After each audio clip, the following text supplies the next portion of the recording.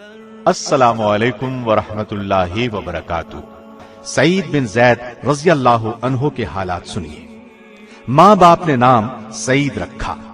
آپ کی کنیت ابو العاور تھی۔ آپ کے والد کا نام زید بن عمرو تھا۔ والدہ کا نام فاطمہ بنت ناجا تھا۔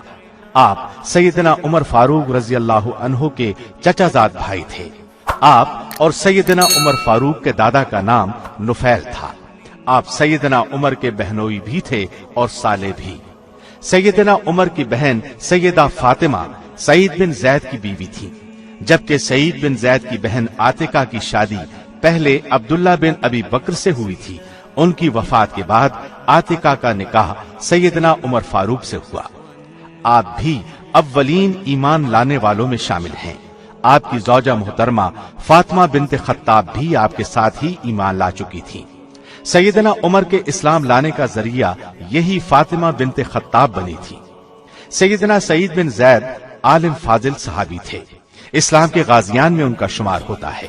غزوہ بدر کے موقع پر قریش کے قافلے کی خبر لانے کے لیے نبی صلی اللہ علیہ وسلم نے آپ اور زبیر بن عوام کو بھیجا تھا۔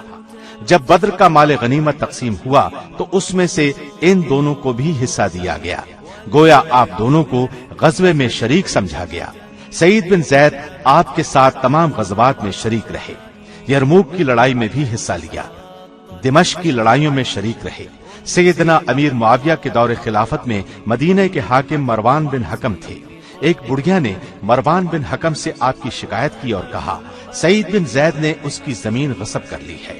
مروان بن حکم نے آپ کو طلب کیا تو آپ نے کہلا بھیجا، تم میرے بارے میں یہ خیال کرتے ہو کہ میں نے اس بڑھیا پر ظلم کیا ہے، جبکہ میں نے نبی صلی اللہ علیہ وسلم سے سنا ہے جو شخص ایک بالشت بھر زمین ظلم سے حاصل کرے گا اس کی گردن میں اس زمین کے اس حصے کے برابر 7 زمین تک ٹوک ڈالا جائے گا۔ پھر آپ نے دعا کے طور پر یہ الفاظ فرمائے، الہی وہ گمان کرتی ہے کہ اس پر ظلم ہوا ہے، بس اگر وہ جھوٹی ہے تو اس کو اندھا کر دے اور اسے اس کے گھر کے کنویں میں گرا دے اور مسلمانوں پر میرے حق کو اچھی طرح واضح کر دے۔ چنانچہ ایسا ہی ہوا، اس کی بینائی ختم ہو گئی۔ ایک دن چلتے چلتے وہ اپنے ہی مکان کے کنویں میں گر گئی۔ وہ کنواں اس کی قبر بن گیا۔ اس بڑھیا کا نام عروہ تھا۔ اس واقعے کے بعد مدینے کے لوگوں میں یہ بات ضرب المثل بن گئی۔ کسی کو یہ بد دعا دی جاتی تو وہ یہ کہہ دیتا، اللہ تجھے اندھا کر دے جیسے اس نے عروہ کو اندھا کیا۔ اسلام کے راستے پر آپ نے اور آپ کی زوجہ محترمہ نے بہت سختیاں برداشت کی۔ ابتدا میں دونوں نے اپنے اسلام کو چھپا کر رکھا تھا۔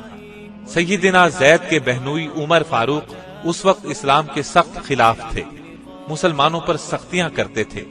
ایک دن آپ نے سوچا کیوں نہ وہ رسول اللہ کو قتل کر دیں تاکہ اصل جھگڑا ہی ختم ہو جائے۔ اس ارادے سے نکلے، ننگی تلوار ہاتھ میں تھی۔ راستے میں انہیں نعیم بن عبداللہ ملے۔ انہوں نے پوچھا، عمر ننگی تلوار ہاتھ میں لیے کہاں جا رہے ہو؟ آپ نے فوراً کہا، محمد کو قتل کرنے جا رہا ہوں۔ یہ سن کر نعیم بن عبداللہ نے کہا، اگر تم محمد کو قتل کر دو گے تو بنی ہاشم اور بنو زہرہ سے کیسے بچو گے؟ یہ سن کر سیدنا عمر نے کہا، میرا خیال ہے تو بھی بے دین ہو چکا ہے، جس دین پر تو تھا اس کو چھوڑ چکا ہے۔ اس پر نعیم بن عبداللہ نے کہا، کیا میں اس سے بھی زیادہ عجیب بات نہ بتاؤں؟ عمر نے فرمایا، اور وہ کیا ہے؟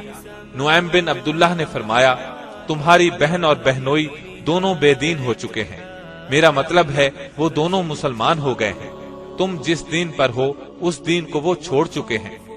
یہ سن کر سیدنا عمر غصے میں بھر گئے اور بولے، تب پھر پہلے ان کا کام تمام کروں گا۔ اب وہ تلوار ہاتھ میں لیے اپنے بہنوئی سعید بن زید کے گھر کی طرف چلے۔ چہرہ مارے غصے کے سرخ تھا۔ گھر کے دروازے پر پہنچے، دروازہ اندر سے بند تھا۔ دروازے پر دستک دی، ساتھ ہی بلند آواز میں بولے، دروازہ کھولو۔ سیدنا سعید کے گھر میں اس وقت سیدنا خباب بن ارد بھی موجود تھے۔ وہ تو سیدنا عمر کی آواز سن کر چھپ گئے۔ سعید بن زید اور فاطمہ اس وقت دراصل سیدنا خباب بن ارد سے قرآن پڑھ رہے تھے۔ دونوں نے فوراً قرآن کے اوراق چھپا دیے۔ پھر فاطمہ نے دروازہ کھولا۔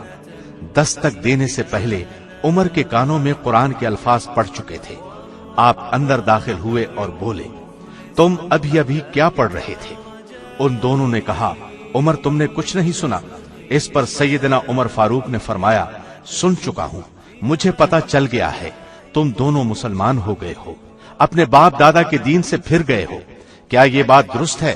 جواب میں دونوں نے کہا، ہاں یہی بات ہے، الحمدللہ ہم مسلمان ہو چکے ہیں۔ ان کے منہ سے یہ الفاظ سن کر سیدنا عمر کو اور بھی طیش آیا، لگے اپنے بہنوئی سعید بن زید کو مارنے پیٹنے، خوب مارا۔ ایسے میں سیدہ فاطمہ شوہر کو بچانے کے لیے آگے بڑھی، آپ نے ایک لکڑی انہیں بھی دے ماری، لکڑی سر پر لگی، اس کا سر پھٹ گیا، خون بہنے لگا۔ اس پر بھی سیدنا عمر نہ رکے، دونوں کو مسلسل مارتے رہے یہاں تک کہ تھک گئے۔ اس وقت ان دونوں نے ایک زبان ہو کر کہا، ہم اللہ اور اس کے رسول پر ایمان لائے ہیں، اب تم سے جو ہوتا ہے کر لو، اسلام تو اب ہمارے دلوں سے نکل نہیں سکتا۔ ان کے الفاظ نے سیدنا عمر پر خاص اثر کیا۔ دوسرے بہن کے بہتے خون کو دیکھ کر انہیں شرم محسوس ہوئی۔ نرم الفاظ میں بولے، اچھا تم جو پڑھ رہے تھے مجھے دکھاؤ۔ سیدنا فاطمہ نے اوراق ان کے ہاتھ میں دے دیے، ان پر سورہ طٰہٰ لکھی ہوئی تھی۔ پڑھ کر بولے، کس قدر عمدہ اور اعلیٰ درجے کا کلام ہے۔ یہ الفاظ سن کر سیدنا خباب بن ارد بھی اپنی جگہ سے نکل کر سامنے آ گئے اور بولے، اے عمر، میں نے کل ہی رسول اللہ کو یہ دعا کرتے سنا ہے، الہی ابو الحکم بن حشام یا عمر بن خطاب کے ذریعے سے اسلام کو قوت اور عزت عطا کر۔ مجھے امید ہے نبی صلی اللہ علیہ وسلم کی یہ دعا آپ کی صورت میں پوری ہوگی۔ آئیے عمر، اللہ کی طرف آئیے۔ اس پر سیدنا عمر نے فرمایا، مجھے محمد کے پاس لے چلو۔ اس طرح سعید بن زید اور ان کی زوجہ محترمہ سیدہ فاطمہ سیدنا عمر کے اسلام لانے کا سبب بنے اور اسلام کو طاقت حاصل ہوئی۔ 50 اور 55 ہجری کے درمیان عقیق کے مقام پر آپ نے انتقال فرمایا۔ عبداللہ بن عمر اور سعد بن ابی وقاص نے آپ کو غسل دیا اور انہی دونوں نے قبر میں اتارا۔ آپ کے جسم سے خوشبو نکل رہی تھی۔ نماز جنازہ عبداللہ بن عمر نے پڑھائی۔ آپ لوگوں کو رسول اللہ کی یہ حدیث سنایا کرتے تھے، جو شخص اپنا مال بچاتا ہوا مارا جائے وہ شہید ہے، جو شخص خود کو بچاتا ہوا مارا جائے وہ شہید ہے، جو آدمی اپنے دین کو بچاتا ہوا مارا جائے وہ شہید ہے، اور جو اپنے اہل کو بچاتا ہوا مارا جائے وہ بھی شہید ہے۔ اللہ تعالیٰ کی آپ پر ہزارہا رحمتیں ہوں۔